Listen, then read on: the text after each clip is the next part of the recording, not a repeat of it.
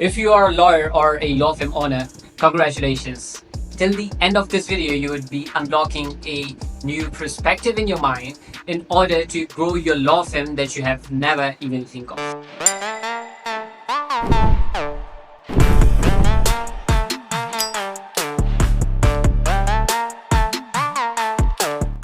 So let's start with when you open your firm. When you are opening your firm, what most law firm owners do is that they collaborate with other law firms so that they can have the potential collaboration and they can grow, right? Or otherwise, if they don't have anyone for the collaboration, what they would do is that they need to hire the other lawyers, the paralegals, the junior attorneys, the senior attorneys for themselves. Okay?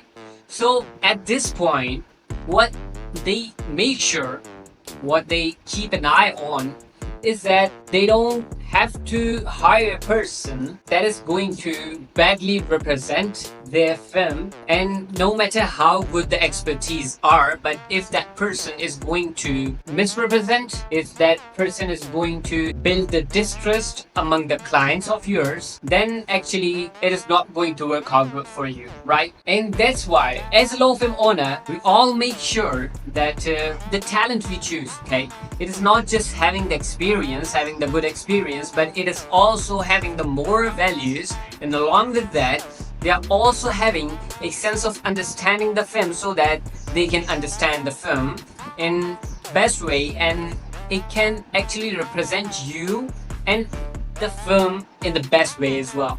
Okay, why? Because it is not just about them, it is about your firm as well, and that's how you are going to make your firm a big firm. Imagine the dream that you had in your childhood, in your adulthood, when you were in your law school, and at that time, why did you continue the law? You wanted to build something big for you, right? So when you choose the people, you just quite tailor it, right? You tailor everyone according to your firm, and as soon as you see that this person is misrepresenting us, you just try to talk it out. Or otherwise, what you just simply do is that give a handshake to that person and say bye-bye. Why do we do that? Because we don't want our firm to be misrepresented. We don't want our firm to become the major source of distrust among the people, right? So for that, you are that much conscious and that much aware of everything, your representation of your physical office, your representation of your people in your firm. So why is that so that in the online world you are lacking all of it? You are hiring, you are just trying to make your social media just like I have seen on LinkedIn. Now what majority of the lawyers do, what they do is that they just have the account, they don't have any activity, they don't do posting, they don't do commenting, nothing at all. Just the account is made and there's zero activity on that account, and account is just put it on site. Okay, so just imagine that if you as a person receive a friend request from such an account, would you accept it? No, this is a major source of distrust, right? So you cannot accept a person's friend request if there's you are feeling something fishy. And at the second hand, when it comes to your website, the thing that comes on the top as soon as someone searches your name, your firm's name, the website is the thing that comes on top.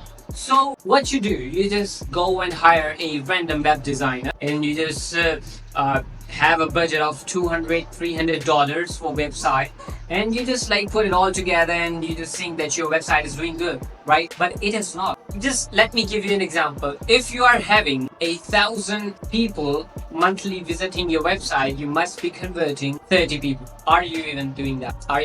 And ideally 60 people, ideally, if you go and do everything and represent yourself best, and like whatever you can do to make sure your website is optimized in 3 ways: TTC, traffic first and conversion, you are going to have 60 leads per month out of 1,000 visitors. Okay, so are you even getting that? No, we just did the math. So maybe you are getting 1 or 2 or 3 or maybe 10 leads from your website. Okay, and what the people do, what the most law firms owner we have seen do is that they go and start to run ads. Okay, they think that we need more conversions, right? So we should be running ads. We should be telling our marketing team, the marketing guy, hey John, the marketing guy, what you are going to do is you are going to run an ad campaign for us. Okay, what that does is that you are throwing the fishes in a net that is having a big hole in that.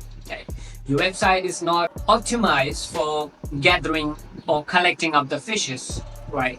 And that is going to be eventually leading you towards wastage of money, nothing more than that. So how can you make your website, how can you optimize your website in such a way that it is going to make you leads and also represent you in the best way possible, right?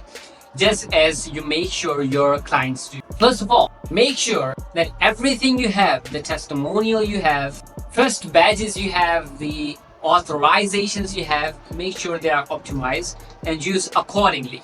Now, what I mean when I'm saying they should be optimized accordingly, it means that when there is a button of contact us today, then there must be a review that's saying that might be appreciating you in such a way that John was the fastest person to reply me. So you have to use such reviews on such areas that are specified for that. If you are going for a prize button, you have to make sure that the prize, there is a review that is on the prize. You know, the prize were so sexy and all of that stuff. So you have to make sure that you are utilizing your reviews and authority and the trust badges in a better way. And secondly, you also have to make sure that your website is not of 2012, okay, 2012. You're not using a brochure website, you are using a TTC optimized website. So if you want to see how much trust your website is building, I would be glad to leave a link in the description that is just going to be free for you, a trust score audit that we made especially for law firms. Okay, so it is going to calculate how much trust you are building. It is a self-audit checklist that you are going to do by yourself. So go on and do the audit and see where do you stand. And if it's like that you need any help from our side, me, Ajan, Outraze, just reach us out and we will be there for you in order to make your film best and as best as you are. Thank you.